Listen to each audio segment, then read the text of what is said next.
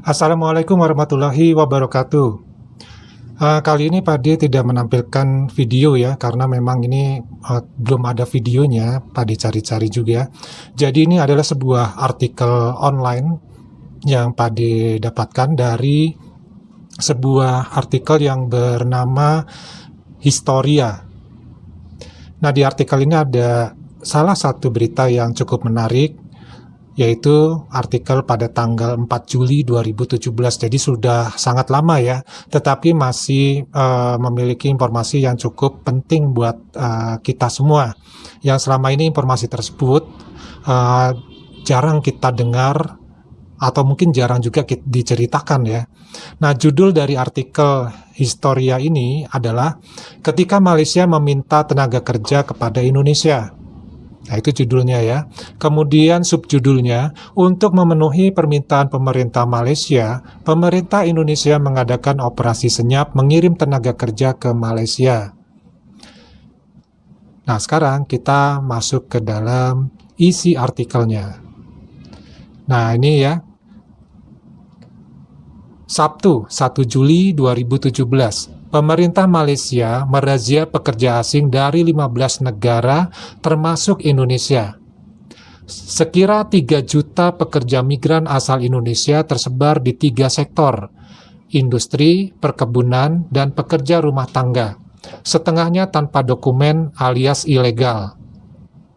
Pemerintah negeri jiran menggelar operasi justisi terkait habisnya masa program EKAT atau dokumen legal sementara yang berjangka waktu 15 Februari sampai dengan 30 Juni 2017.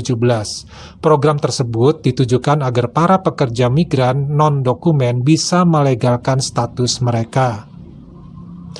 Nah, dari uraian di sini bisa kita dapatkan informasinya ya, bahwa di tahun-tahun 2000-an itu pun Malaysia ternyata sudah banyak menerima tenaga kerja ya. Di sini disebutkan sampai dengan 15 negara di dunia ya, 15 negara termasuk Indonesia mengirim tenaga kerjanya ke Malaysia.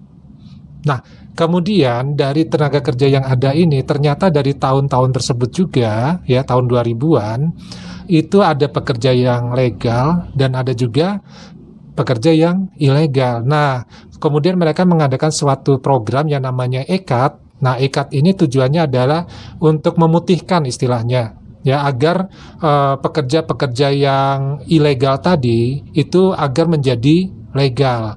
Tetapi ini proses pelaksanaannya sepertinya tidak terlaksana dengan 100% berhasil ya. Kita baca berikutnya artikelnya.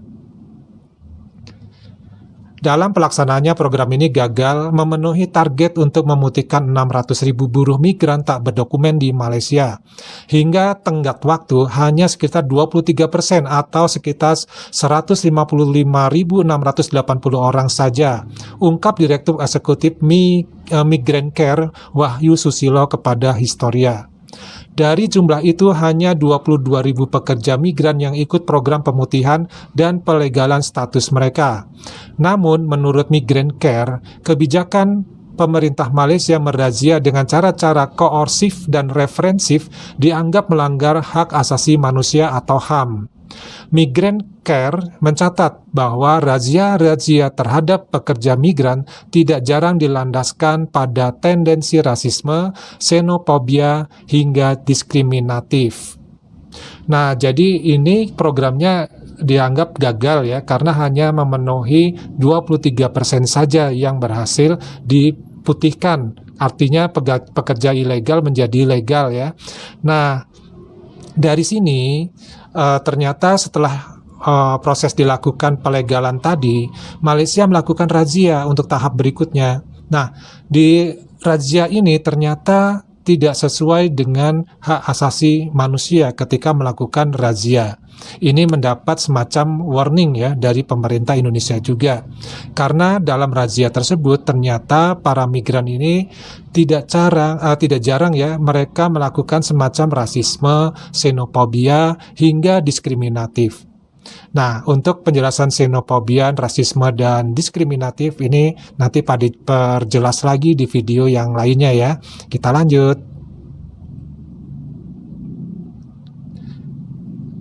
Seharusnya setiap upaya penegakan hukum keimigrasian harus berbasis pada status HAM. Migrancare juga menyerukan kepada pemerintah Indonesia untuk membuat krisis center dan melakukan monitoring langsung ke basis-basis buruh migran Indonesia yang tak berdokumen. Lanjutnya, untuk sementara ini, data Migrancare menyebutkan 155 pekerja migran yang terjaring operasi. Pemerintah Indonesia harus segera melakukan diplomasi dan mendorong kesepakatan dengan pemerintah Malaysia soal penegakan hukum berbasis HAM. Dengan berkaca pada sejarah, penyelesaian pekerja migran asal Indonesia bisa dilakukan dengan cara yang baik. Nah, ini jadi ada permintaan dari Indonesia agar Indonesia, satu, pemerintah menyediakan krisis center, kemudian juga ada semacam peringatan buat Malaysia sendiri dari Migrancare-nya bahwa hendaknya mereka mengingat kembali Malaysia sejarah tentang Indonesia. Ya. Nah, apa itu sejarahnya? Kita baca di sini ya. Sejarah telah mencatat bahwa pemerintah Malaysia pernah kekurangan tenaga pekerja dan meminta bantuan Indonesia untuk mengirimkan TKI pada tahun 1969. Malaysia dilanda huru-hara antara etnis Melayu dengan Tionghoa yang menguasai sektor ekonomi. Akibatnya, roda perekonomian dan pembangunan negeri bekas jajahan Inggris itu terganggu. Untuk mengatasi masalah itu, Perdana Menteri Malaysia, Tun Abdul Razak, diam-diam meminta bantuan kepada Presiden Soeharto. Nah, jadi Malaysia itu kan merdeka pada tahun 1957. Kemudian pada tahun 1969, ternyata Malaysia ini meminta bantuan Indonesia untuk mengirimkan TKI-nya. Dikarenakan ada semacam huru-hara, ya, huru-hara antar bangsa, yaitu bangsa Melayu dengan bangsa Tionghoa. Ya, jadi huru-haranya adalah berhubungan dengan masalah perekonomian. Nah, akibat masalah ini akhirnya terjadilah yang namanya kesulitan dari Malaysia untuk mengatur negaranya dan mengatur penduduknya. Inilah sebabnya maka Malaysia meminta bantuan dari Indonesia, kala itu presiden kita adalah Presiden Soeharto. Nah, apa bantuannya? Kita tengok ya. Agus Sudono, Ketum Gasbindo, Gabungan Serikat-Serikat Buruh Islam Indonesia, yang sedang mengikuti sidang ILO, International Labour Organization, di Jenewa, Swiss, dipanggil pulang ke Jakarta. Asisten pribadi Soeharto, yaitu Sujono Humardani dan Ali Murtopo, menugaskan Agus untuk merekrut ribuan TKI yang diperlukan Malaysia untuk mengisi kekosongan tenaga kerja di sana. Sebagai negara muda, Malaysia membutuhkan tenaga kerja tingkat atas dan pimpinan. Dengan bertambahnya tenaga kerja berpendidikan tinggi dan berkualifikasi pemimpin, Malaysia dapat menyeimbangkan perkembangan ekonomi antara etnis Melayu dan Tionghoa, kata Agus Sudono dalam biografinya, yaitu Pengabdian Agus Sudono. Nah, teman-teman, jadi inilah yang Pak D maksud ya. Indonesia sudah mengirimkan tenaga kerjanya, dan tenaga kerja yang dikirimkan ini adalah nggak tanggung-tanggung ya, yaitu tenaga kerja tingkat atas dan pimpinan. Jadi bukan tingkat tenaga kerja buruh ataupun tenaga kerja untuk rumah tangga. Ini tingkatnya tingkat atas ya, tingkat atas dan pimpinan. Itu yang dikirim ya ke Malaysia. Dan di sini juga, jadi Pak D ingat, selama ini kita mendengar yang kita kirim adalah tenaga kerja, bukan tenaga kerja ya, bantuan untuk Malaysia itu adalah kita mengirim guru ke Malaysia. Tapi ternyata ini ada yang baru nih, yang baru Pak D dengar ya, tenaga kerja tingkat atas dan pimpinan. Dikarenakan negara Malaysia adalah negara yang masih muda. Artinya apa? Ya baru merdeka tahun 1957. Kemudian minta tenaga kerja dari Indonesia itu tahun 1969, kurang lebih adalah sekitar 12 atau 13 tahun kemudian ya, setelah merdeka. Jadi memang masih sangat muda. Artinya di sini ya, mereka mengalami krisis kepemimpinan, mengalami krisis ekonomi lokal, maksudnya lokal ini hanya terjadi di Malaysia saja, akibat adanya huru-hara itu tadi ya, antara etnis Melayu dengan etnis Tionghoa. Nah, kita lanjut ya. Syarat dan kualifikasi TKI antara lain berpendidikan sekolah dasar sampai perguruan tinggi, beragama Islam, dan rajin sholat 5 waktu. Syarat lain yang mesti saya pegang teguh, pengiriman TKI ke negara tetangga ini harus dijalankan dalam rangka silent operation atau operasi senyap.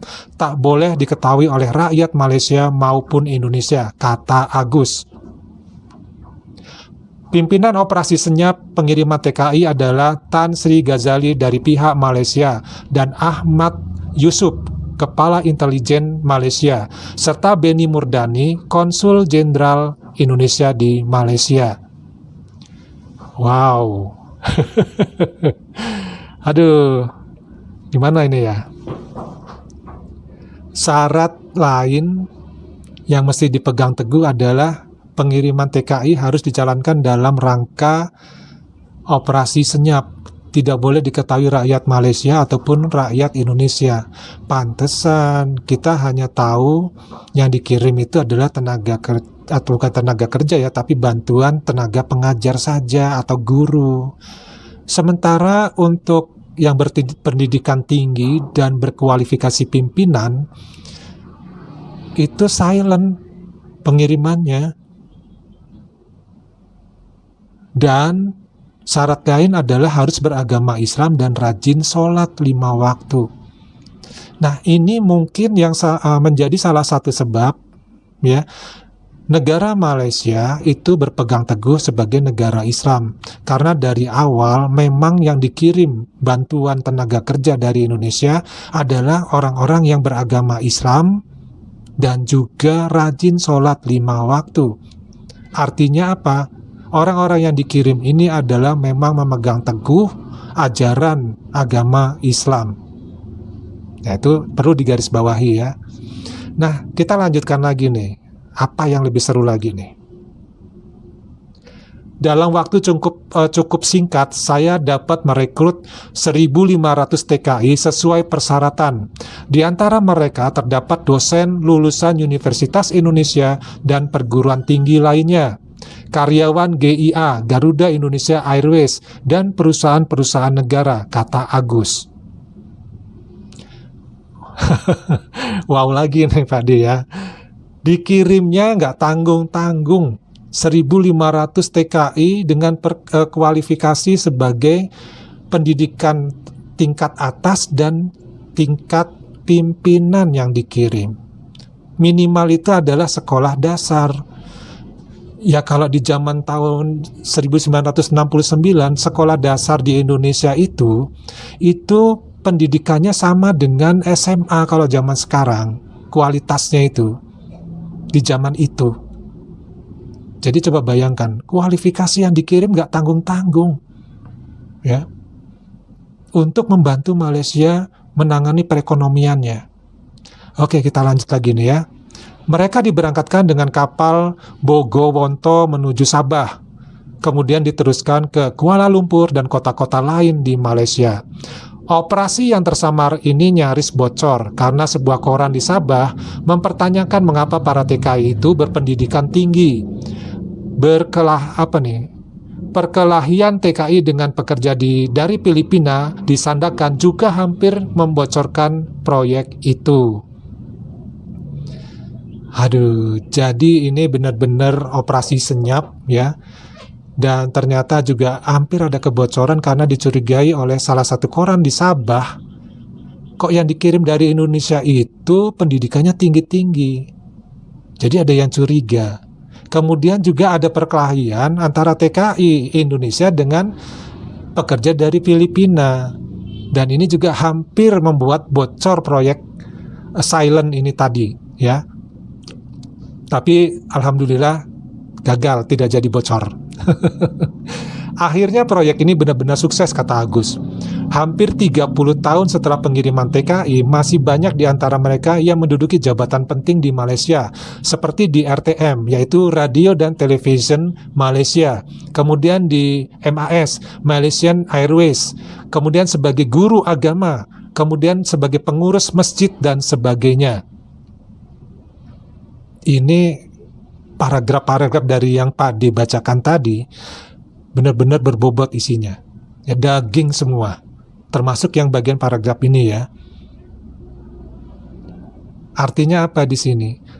Sampai 30 tahun kemudian, jadi dari tahun 1969, 30 tahun kemudian, itu masih kepake tenaga-tenaga ahli, bukan dikatakan ahli ya, artinya yang orang-orang Indonesia yang dikirim berpendidikan tinggi dan juga berlevel pimpinan, itu masih dipakai di Malaysia sampai 30 tahun kemudian.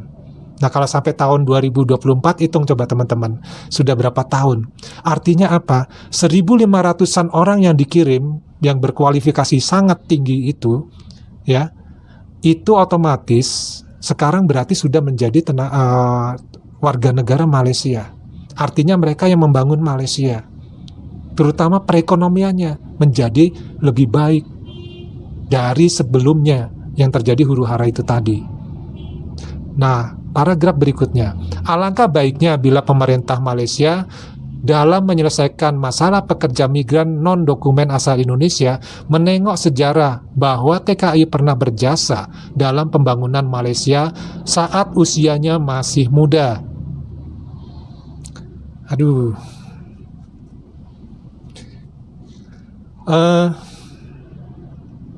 Ini pernyataan yang cukup menohok kalau Pak D bilang ya, karena di sini bisa terlihat dengan jelas nggak kaleng-kaleng tenaga kerja yang dikirim ke Malaysia itu ya, dan mereka sangat berjasa kalau menurut Pak D ya, tidak tahu kalau menurut teman-teman atau menurut mereka yang lainnya ya. Mereka punya jasa yang besar dalam membangun Malaysia dikala Malaysia itu baru awal-awal merdeka.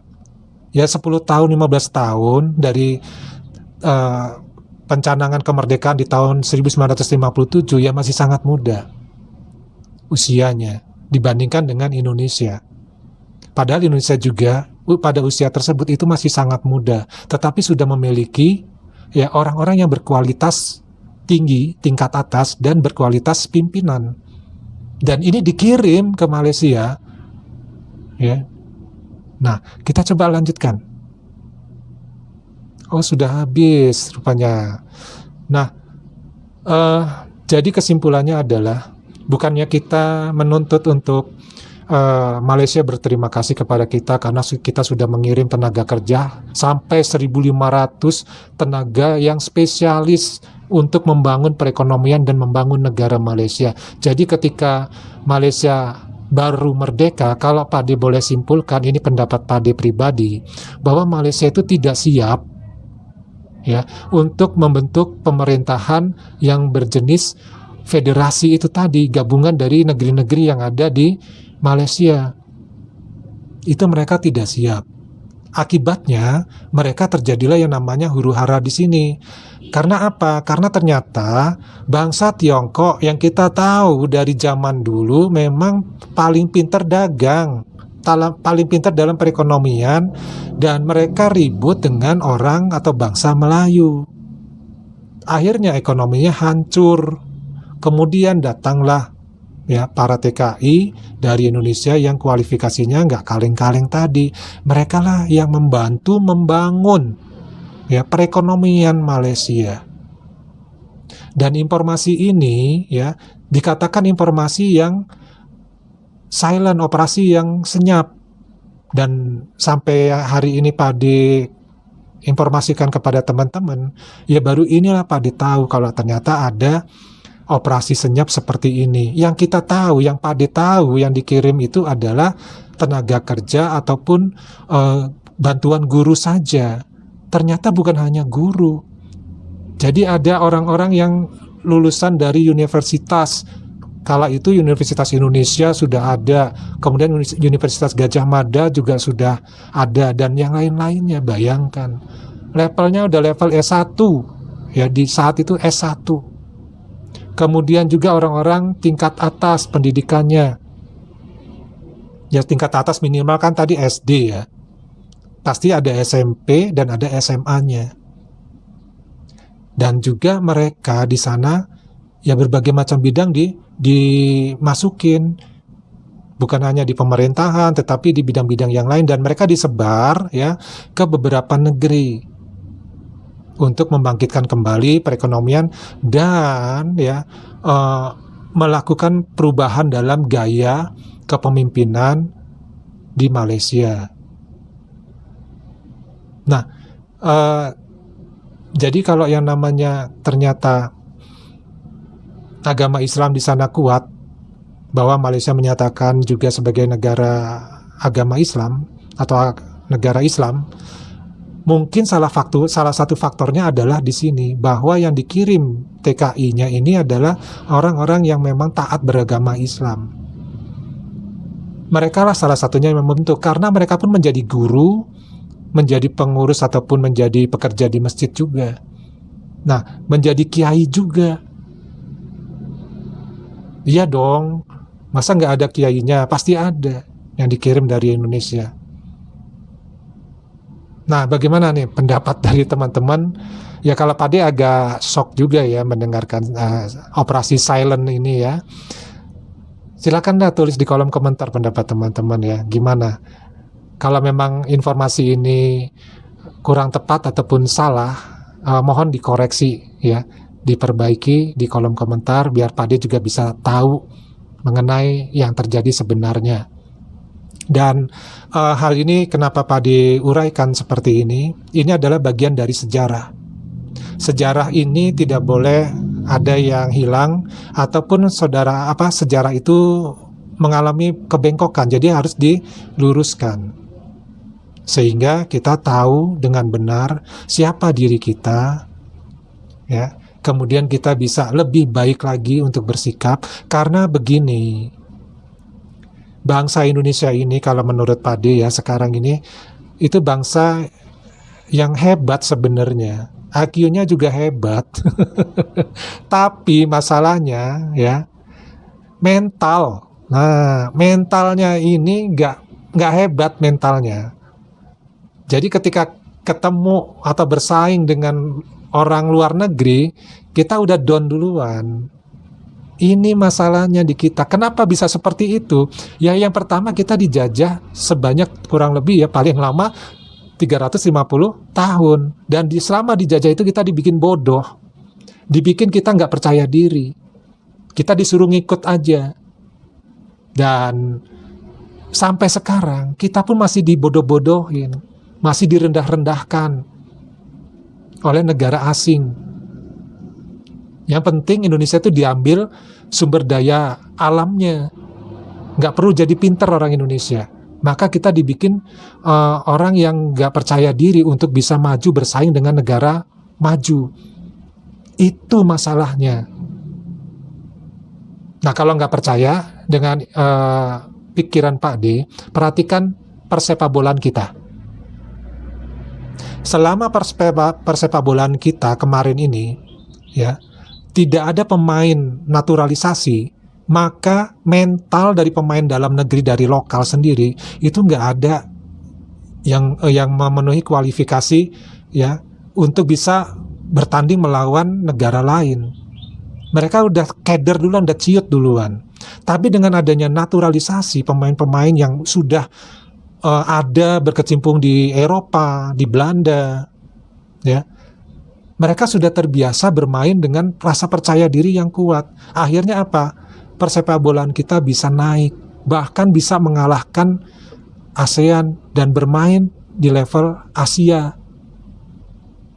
Sekarang diperhitungkan, yaitu tadi, ya, rasa percaya diri kita itu yang dihancurkan oleh para penjajahan yang terjadi dari zaman dulu ya sampai zaman sekarang ini. Itu yang terjadi. Nah, gimana pendapat teman-teman? Tulis ya di kolom komentar. Daripada cukup dulu, nanti kita ketemu di video yang lainnya. Wassalamualaikum warahmatullahi wabarakatuh. Salam.